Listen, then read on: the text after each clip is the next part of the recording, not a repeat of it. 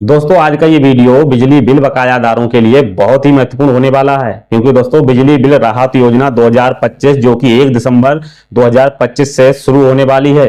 इस योजना के तहत आपको आपका जो भी सरचार्ज है यानी जो भी ब्याज है उस पर 100% की छूट मिलने वाली है। साथ ही जो भी आपका मूल बकाया है उसमें भी आपको 25% तक की छूट मिलेगी और आप 500 और 750 रुपए की आसान किस्तों में भी पेमेंट कर सकते हैं अगर आप टोटल पेमेंट एक साथ करने में सक्षम नहीं है। ये योजना 1 दिसंबर 2025 से शुरू होने वाली है, तो इस योजना का लाभ आपको कैसे लेना है इस वीडियो में हम कंप्लीट प्रोसेस बताने वाले हैं। तो वीडियो को आपको लास्ट तक देख लेना है, साथ ही वीडियो को लाइक शेयर और चैनल को भी सब्सक्राइब कर लेना है, जिससे इसी तरह के और भी हेल्पफुल वीडियो के नोटिफिकेशन सबसे पहले आपको मिलते रहें। तो इस तरह से दोस्तों आप जैसा कि देख सकते हैं कि बिजली बिल राहत योजना 2025 और 26 यहाँ पर बताया गया है कि पहली बार 100% ब्याज माफी के साथ मूलधन में भी भारी छूट यहाँ पर आपको मिलने वाली है। तो यहाँ पर आपको सीधा इस तरह से समझ लेना है कि जो भी आपका बिल है उस पर जो भी लेट पेनाल्टी यानी जो सरचार्ज यानी जो ब्याज लगा है, ब्याज तो आपका पूरा माफ हो जाता है, साथ ही आपका जो मूल बिल होता है उस पर भी आपको 25% की छूट मिलेगी। अब वो कैसे मिलेगी, ये 3 चरणों में दिया है, तो किस चरण में कितनी छूट मिलेगी ये जानना जरूरी है। ये जो स्कीम है बिजली बिल राहत योजना, ये 1 दिसंबर 2025 से स्टार्ट होगी और 28 फरवरी 2026 तक चलेगी, यानी दिसंबर, जनवरी और फरवरी 3 महीने तक चलेगी। 3 चरण रहेंगे।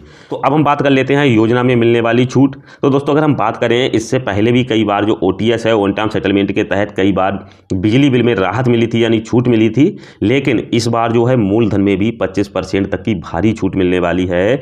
अभी तक क्या होता था, जो भी आपका सरचार्ज था, जो भी ब्याज था, उसमें ही केवल छूट मिलती थी।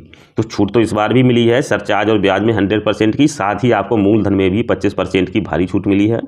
छोटी छोटी आसान किस्तों में जमा करने की सुविधा। अब यहाँ पर कुछ लोगों को कई एक समस्याएं आती हैं, अगर उनका जो बिल है वो ज़्यादा हो गया है और वो एक साथ जमा करने में सक्षम नहीं है, एक साथ बिल नहीं जमा कर पा रहे हैं, तो उनको छोटी छोटी आसान किस्तें बनाई जाएंगी, तो आप किस्तों में भी पेमेंट कर सकते हैं। अब हम बात करें बड़े हुए बिलों को सिस्टम द्वारा अपने आप औसत खपत 144 यूनिट प्रति किलोवाट के हिसाब से कम करने की सुविधा। इसके बाद दिया गया सभी प्रकार के बिल चोरी मामलों में भी राहत व मुकदमे से छुटकारा। अब बात करें इनके चरण की, तो यहाँ पर दोस्तों अगर हम बात करें तो ये जो योजना है ये 3 चरणों में है। इसका प्रथम चरण रहता है 1 दिसंबर 2025 से 31 दिसंबर 2025 तक, यानी पूरे दिसंबर में अगर आप बिल पेमेंट करते हैं तो ये आपका पहला चरण रहेगा। अब इसमें छूट कैसे मिलेगी वो आगे हम बताएंगे। द्वितीय चरण की अगर हम बात करें तो 1 जनवरी 2026 से 31 जनवरी 2026 तक चलेगा। इसी तरह से अगर हम तृतीय चरण की बात करें तो 1 फरवरी 2026 से 28 फरवरी 2026 तक रहेगा। इस तरह से दोस्तों आपको 3 चरणों के माध्यम से बिजली बिल राहत योजना के तहत बिल पेमेंट करने की सुविधा मिलेगी। तो अब यहाँ पर हम बात कर लेते हैं विद्युत बिलों में छूट के बारे में।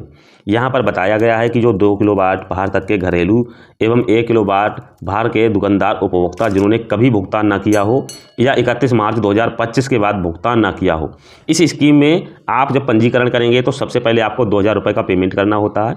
ये राशि जो है आपको ध्यान रखना है, ये राशि आपके बिल में ही संयोजित कर ली जाएगी। ऐसा नहीं है कि ये जो अलग से चार्ज देना होगा, कोई अलग से चार्ज ये नहीं होता है।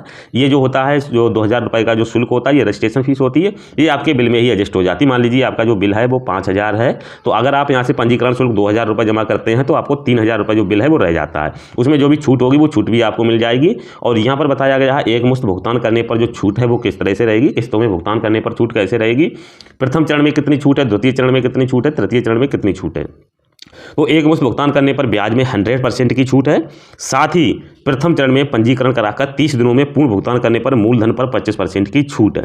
अब द्वितीय चरण में पंजीकरण कराकर अगर 30 दिनों में पूर्ण भुगतान करते हैं तो मूलधन पर 20% की छूट। इसी तरह से जो तृतीय चरण है, इसमें पंजीकरण कराकर अगर आप 30 दिनों के अंदर पूर्ण भुगतान कर लेते हैं तो जो मूलधन है उस पर केवल 15% की छूट है, लेकिन जो ब्याज है वो आपका पूरा माफ हो जाएगा, यानी वो 100% माफ हो जाता है। अब हम यहाँ पर बात करेंगे किस्तों में भुगतान करने पर आपको कितनी छूट मिलेगी, ब्याज में कितनी छूट मिलेगी और मूलधन में कितनी छूट मिलेगी, इसके बारे में हम बात कर लेते हैं। तो यहाँ पर दोस्तों बताया गया है अगर आप किस्तों में भुगतान का जो ऑप्शन है उसको अगर सिलेक्ट करते हैं बिल जमा करने के लिए, तो ब्याज में तो 100% आपको छूट मिल ही जाएगी। लेकिन अगर हम बात करें तो जो किस्तें हैं, इसमें 2 तरह की किस्तें रहती हैं। एक 750 रुपये की मासिक किस्त और बिल से जमा करने पर मूलधन में 10% की छूट। ठीक है, तो जो भी 750 रुपये की मासिक किस्त है उसमें अगर आप जो बिल है वो समय से जमा करते हैं तो जो मूलधन है उसमें भी आपको 10% की छूट मिल जाएगी। ठीक है, मूलधन में छूट यहाँ पर भी मिलेगी किस्तों में, लेकिन यहाँ कम मिलती है अगर आप किस्तों का ऑप्शन सिलेक्ट करते हैं।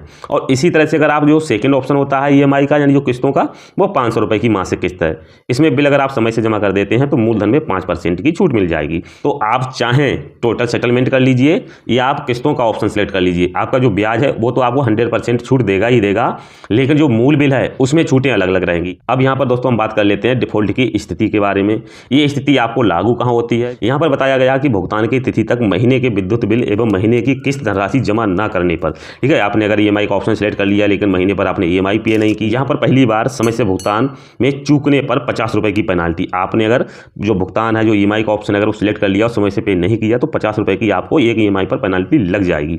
और दूसरी बार भी अगर आपने समय से भुगतान नहीं किया और आप चूक गए तब आपको 150 रुपए की पेनाल्टी देनी होगी, यानी 150 रुपए की पेनाल्टी आपको लगेगी।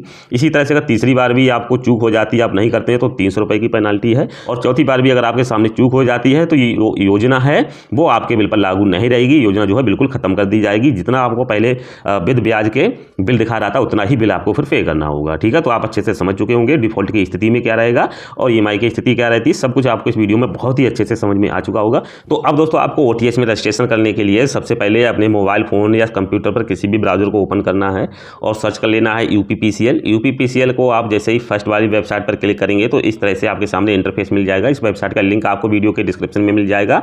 यहाँ पर आप देखेंगे तो आपको ऊपर ही बिजली बिल राहत योजना 2025-26 और इसकी जो भी पूरी योजना है वो देखने को मिल जाएगी। इसको आप चाहें तो एक बार फिर से अच्छे से रीड कर सकते हैं, कितना पंजीकरण राशि रहेगा, बिल में कितनी कितनी छूट मिलती है, सब कुछ यहाँ पर आपको देखने को मिल जाता है। लेकिन बिजली बिल राहत योजना 2025 में पंजीकरण के लिए यहाँ क्लिक करें। इस पर आप जैसे ही क्लिक करेंगे तो डायरेक्ट ही आपको ओटीएस रजिस्ट्रेशन का ऑप्शन देखने को मिल जाएगा। लेकिन अभी शायद ये ऑप्शन अभी तक जो है लाइव नहीं किया गया है। जैसे ही लाइव हो जाएगा तो आपको बिजली बिल राहत योजना 2025 में पंजीकरण के लिए यहाँ क्लिक करें। इसी ऑप्शन पर क्लिक करते ही सीधे आपको ओटीएस रजिस्ट्रेशन का ऑप्शन देखने को मिल जाएगा। आप अपना बिजली बिल का जो नंबर है, अकाउंट नंबर है, वो एंटर करेंगे तो जो आगे का प्रोसेस है वो आपको देखने को मिल जाएगा। जैसे ही ऑप्शन लाइव हो जाएगा हम अलग से एक वीडियो बनाएंगे जिसमें स्टेप बाय स्टेप बताएंगे कि आपको किस तरह से ऑप्शन सिलेक्ट करने हैं, आपको कोई मिस्टेक नहीं करनी है। तो उम्मीद करता हूं दोस्तों आज का ये वीडियो आपके लिए बहुत ही हेल्पफुल रहा होगा। अगर आप चाहते हैं इसी तरह के और भी हेल्पफुल वीडियो के नोटिफिकेशन आगे भी आपको मिलते रहे तो वीडियो को लाइक, शेयर और चैनल को सब्सक्राइब करके यार नोटिफिकेशन को ऑन जरूर कर लेना, जिससे इसी तरह के और भी हेल्पफुल वीडियो के नोटिफिकेशन सबसे पहले आपको मिलते रहें।